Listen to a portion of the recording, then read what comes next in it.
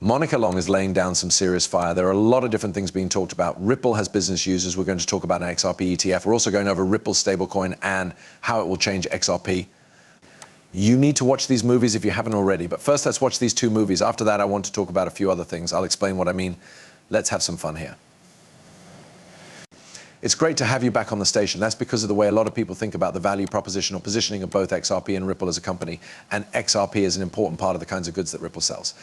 To them, it seems like it could be a competitor to stablecoins or better than them. So what was the thought process? How are stablecoins different from XRP in ways that XRP can't do them? That is a great question. We think of them as adding to each other and working together. So I'll pick two of the types of customers or audiences we talked about, coders and payment companies. When it comes to payments in that part of our business, there are many times when the customer wants to see the transaction go through in US dollars, or it's just the cheapest way to do it. And along big corridors like the US dollar and the euro, there is a lot of money moving through them. You don't need something like XRP as a bridge currency. That was how the people who made the book always talked about it. In the early days of Ripple, we always talked about how a neutral coin could be used as a bridge asset. XRP, for example, would be used for all the things that will be tokenized on the Internet of Value in the future. You need an asset like that to make things work really well. When you cross-exchange money or tokens, it's more of the long tail. I'll make it easier. It's more the long tail of assets and currencies that have the highest prices. For example, when you send money from a sub-Saharan African country to the Middle East or Europe, the currencies used cross each other at different rates, and there isn't as much cash on hand. It costs a lot. For a payment, you might have to pay more than 10% in fees.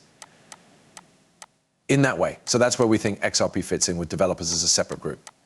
The US dollar has been the key to our whole business, right? It works the same way for you. It's the starting point for most people who want to buy cryptocurrency or another type of tokenized product. It's a place to begin selling. This is where the XRP ledgers DEX have so much more upside potential. This is the decentralized market. You know, that market needs to have high quality stable coins for all kinds of developers to find them useful. And DeFi has been getting more attention. When you think about DeFi, USD stocks are the most important thing to start with. Or the most important starting material. That's a great way to end it. It is still the US dollar that is used for trade the most around the world. In many places want us dollars. That is, they are more stable than, say, other money. Ripple wants to be known as the company that makes stable coins work. This has come up a lot on the channel because banks want to make their own safe coins. There won't always be a full dev stack team at banks to build all of this technology. They will want to do business with firms like Stellar or Ripple. Call them up and say, hey, I need a Chase or a Bank of America. Bank, you know, maybe there's a nearby bank that you can see right now or something, and that bank could stand in for what I'm saying here. But some of these banks won't be able to sustain hiring all of these people to handle all of this technology. So they want to talk to a company like Ripple and say, hey, we want to use your stablecoin technology to make our own stablecoin that will be based on the XRP ledger. That's how I think this will end. You might see something different. Tell me in the comments. Along with other things, Monica Long said some interesting things about an XRP ETF. Let's play this. Ripple is in a place where it can help a lot of business use cases with money. In other words, you can expect us to use it for more than just funds. Second, I think it would be a good idea for someone to start an XRP ETF, since we were just talking about ETFs. For ETFs, for how long has XRP been traded in the top 10? It could be its whole life. It's also in the top 5 in terms of daily volume on the biggest platforms like Coinbase and Kraken. The other thing there, because of what the court said last year, the government has made clear about XRP and Bitcoin being the only 2 crypto assets in the US. If the government makes things clear, she is totally right. I also want to keep you up to date this week. In Kryptonaires, this month of June has been completely crazy. You can try Kryptonaires for free for 5 days. I've caught a 50x, a 40x, a 12x, and I think an 8x in the last 3 weeks. Right now, money is falling like rain. So if you want to use that information that many other people don't have, you should. You can start learning at Kryptonaires.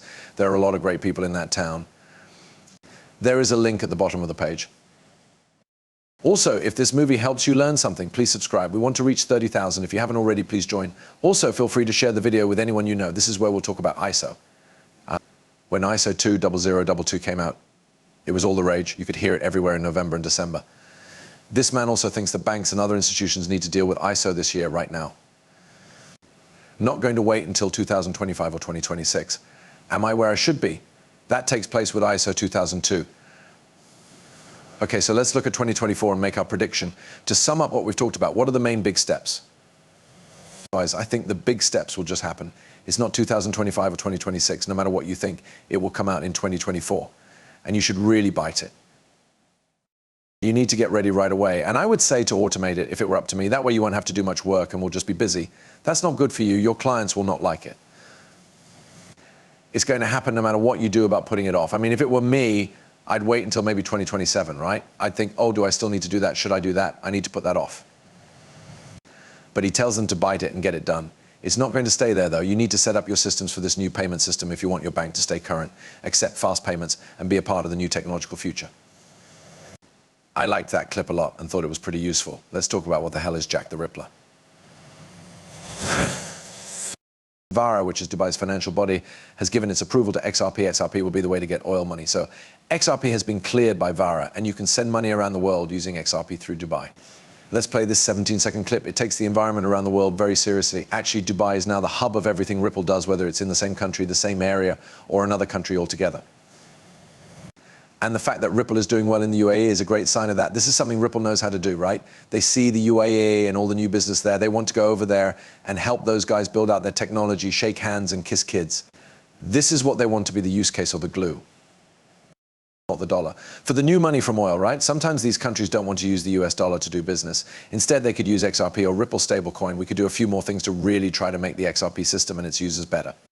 Good morning, crypto community. Here's news about a new global CBDC project called Embrace. It's growing, and now Saudi Arabia has joined. The Saudi central bank has joined the central banks of China, Thailand, Hong Kong, and the United Arab Emirates in this project.